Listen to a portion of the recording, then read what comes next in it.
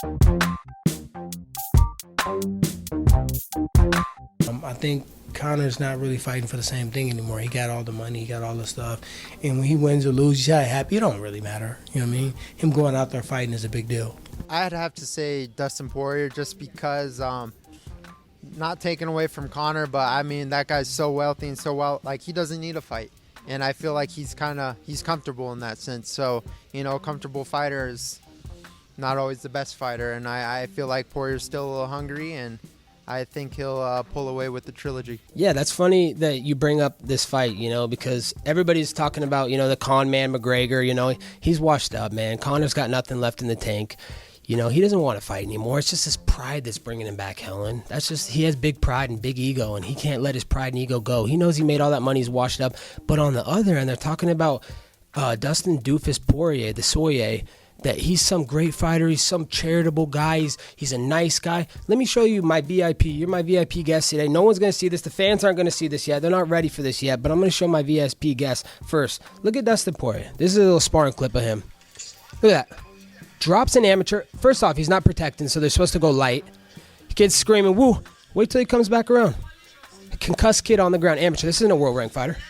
And new, screaming in his face, and new. This is your nice, charitable guy. Dustin Poirier is nothing more than a prick. He's dropping a kid that shouldn't even be training with him. The guy that's an amateur, not ready for the professional level yet. You're dropping him, concussing the kid, hurting him.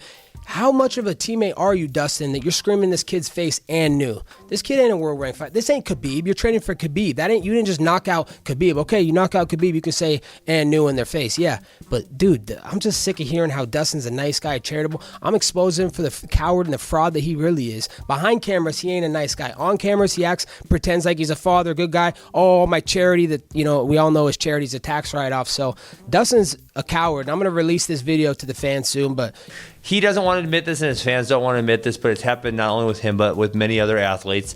When they make the amount of money he made and when they get the amount of fame he's had, it's fucking hard to go train like a madman, right? I mean, that's something that we do. You know, even me being older now, like I can be very disciplined with my training, but I don't have that same fire I did when I was 18, 19, 20, 21, 22.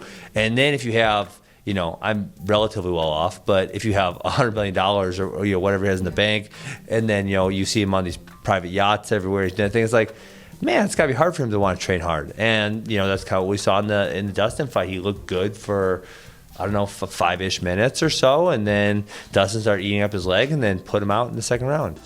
He's got to change his style, kind of, because he stands so wide. And I always thought about that when I was watching him fight coming up. Like, the dude stands so wide. It's hard to check low kicks when you're standing that wide. He's got a boxing stance, or like that Taekwondo long, wide stance. So I think Dustin's going to have to go with the low kicks again, but fake the low kicks, throw the punches. I'm going with Dustin by I'm going to go decision on this one. I think he need to change. He need to change his camp, preparing camp for where he started. So I think that's the one and the last thing what he need to change. I hope Poirier win again, because I saw him. He trained very hard. You know, he's such a nice guy. He's very nice guy. I saw him every single day here in the gym, American Top Team. Yeah, I hope he won the fight. I put my money on Poirier again. I'm going for a Poirier. I think he's going to be a champion. I think he's going to mix things up. I think he realized I can take Conor down, that he's exposed in Conor, and I think he's going to get it done again, man. And hey, calf kicks, baby.